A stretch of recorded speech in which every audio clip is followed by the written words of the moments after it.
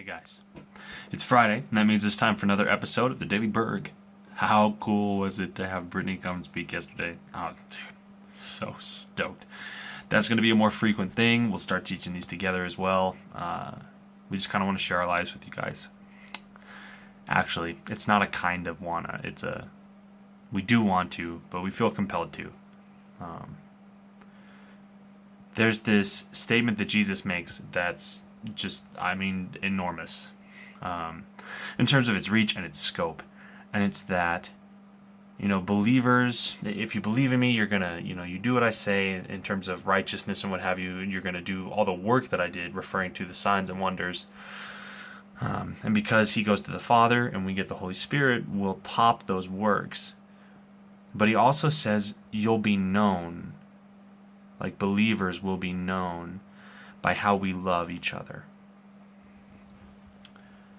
I've spent a lot of time already talking about what it looks like in 1 Corinthians 13 when there's statements like, love always protects and love keeps no record of wrong. And that stuff's important. It's an illustrative way to deal with that statement. But I kind of just want to keep it simple. I used to be really mad at the bride. I used to be comfortable kind of throwing mud at her because I saw all this stuff that was wrong with how my friends were being treated by the church and in some ways how I was treated myself. But I learned something the closer to Jesus that I got is that, I in one way or another participated in the stuff that was coming up against me. And I'm not saying that that's true for everybody, but it was for me.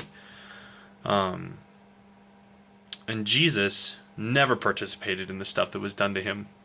He never cursed at Pilate or told the disciples that they were worthless or said to them, I don't care about what you have to say. Like, there was never any animosity from Jesus. I'm not saying that he never got mad. I'm not saying that there wasn't anger. Don't twist this. Jesus never sinned in his frustration. He never allowed sin against him to produce sin in him. And I did. So one of the things that was huge for me coming out of being angry at the bride was understanding that I didn't necessarily have all that much of a right to be angry. This Jesus that we talk about is supposedly, for our worldview, he's the Son of God. And it's not supposedly for me, but I want to honor you guys who maybe don't have the same opinion. He's supposedly the Son of God. And being the Son of God, the things that we assume about him from a Judeo-Christian perspective is that he's perfect, that he's all-powerful, and because he's all-powerful, or actually the reverse, he's infinite, and because he's infinite, he's all-powerful. All-powerful does not mean he's in control of everything, and in fact, the Bible never suggests that he's in control of everything. The closest that we come to that is Calvinism, and Calvinism really only entered into the church as an idea after John Calvin's aide took his diary, if you will, and kind of changed up some of the phrasing and then made it as a separate entity inside of Christianity. They would say that God's in control of everything. He's not. If God's in control of everything and the will of God is that all should come to know him and none should perish, then nobody's going to hell. But the Bible teaches explicitly that there are people who are choosing by their own, not even so much by their own action, they are choosing actively to reject God. So it's not that God is condemning people, it's not that he shuts them down, it's that people choose to reject his presence, and you can't go to heaven rejecting the presence of God. Because that's what heaven is. At least in our opinion, our worldview, in the standard Judeo-Christian thinking. I don't even want to get into it. The point is, Jesus was all of those elements. He was infinite and good and all powerful. He was solid. When Jesus dies, it's an infinite payment. He died for all offenses. And when Jesus is up there, it says that he yelled out after they had beaten him to the point of being unrecognizable and pulled out his beard and spat on him and smashed a crown of thorns into his head and hung him up like he was a criminal on display in front of the entire populace of a city.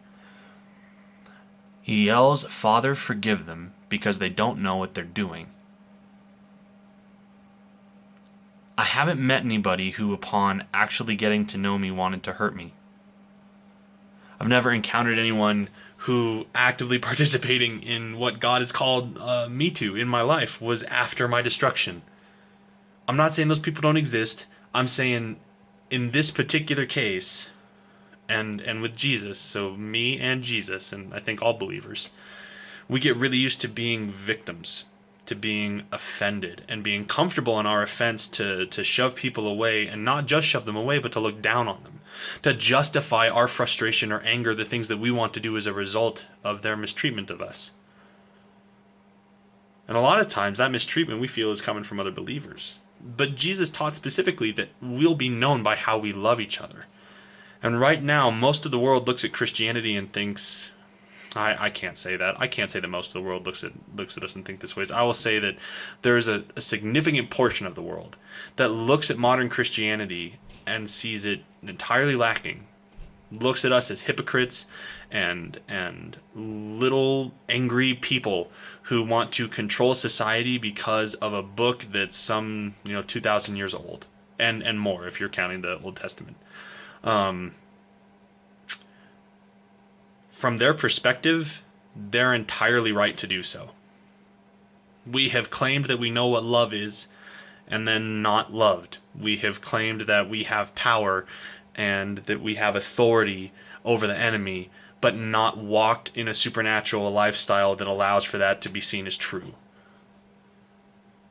We have allowed ourselves to become powerless and busted and dependent upon the world's systems, whether it's politics or money, etc., like these things that provide power for us from another realm to define our identity, to define our ability to accomplish things. It's not supposed to be that way. Jesus walked as a man. He was God, but he walked as a man on the earth in complete submission to the Father and in connection with Holy Spirit. It says that Holy Spirit, like he interacts with all these different people throughout the Old Testament, but that he descended upon Jesus at his baptism and remained. And that's what we have an opportunity to walk out, is the very same thing that Jesus did. And it says that we have the same Spirit that raised Jesus from the dead inside of us. So if that's true, nothing gets to overcome what Jesus is doing in us. And nothing that the world throws against us should ever cause us to sin against them. I would take it so far as to say we don't actually have a right to be offended. Because I'm not perfect. And I haven't only done what is right when I needed to. My baby's waking up. I'm going to go get her. And if Jesus, who was perfect, can say to those that are knocking him dead, Dad, forgive him because they don't know what they're doing, I have to be able to do that same thing. I have to be willing to not love my own life unto death, and to be love to others. Is that it? I think that's it.